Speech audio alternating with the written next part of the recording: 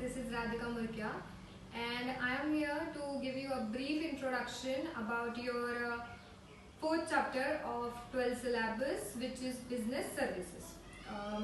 ये chapter actually आपका बहुत ही ज़्यादा इम्पोर्टेंट है क्योंकि ये चैप्टर कवर करता है 27 मार्क्स का वेटेज।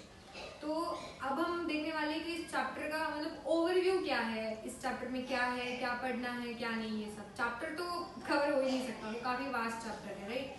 तो अभी हम बस फिलहाल इतना देखने वाले हैं कि ये चैप्टर में हमें पढ़ना क्या है, ठीक है। तो चैप्टर का नाम है business services.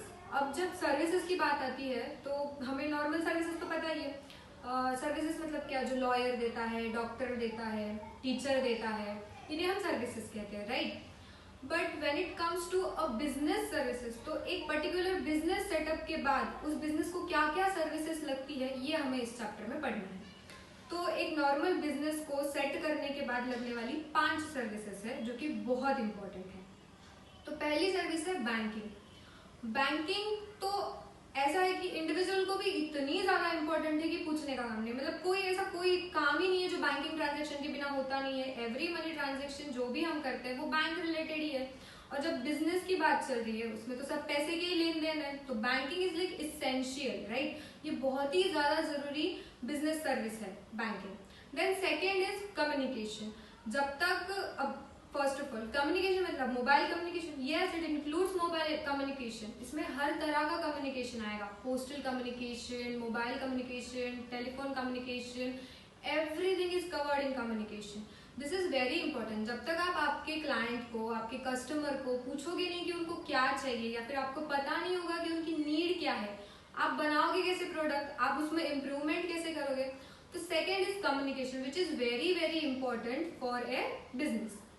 Now the third service is transport. जब कोई चीज बनती है वो बिकने के लिए बाहर भी तो आनी चाहिए ना, और transport is like very very important. अभी हमको भी कहीं जाना आना हो, ट्रांसपोर्ट के अलावा कोई ऑप्शन ही नहीं है।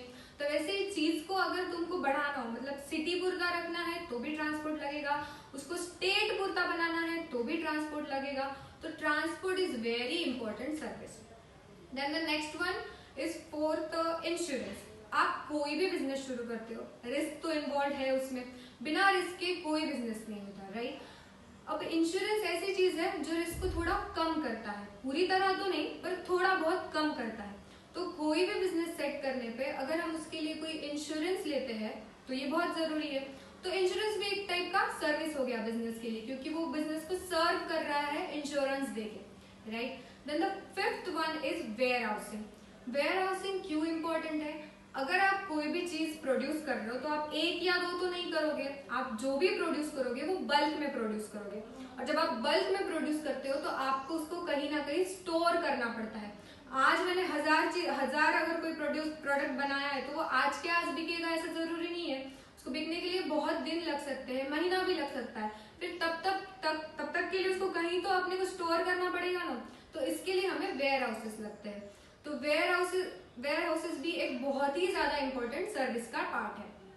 तो 5 सर्विसेज है जो कि बिजनेस से रिलेटेड है, और वो सर्विसेज हम इस चैप्टर में पढ़ने वाले हैं। तो कौन सी 5 सर्विसेज है? वेयर हाउसिंग, कम्युनिकेशन, इंश्योरेंस, फिर बैंकिंग और ट्रांसपोर्ट।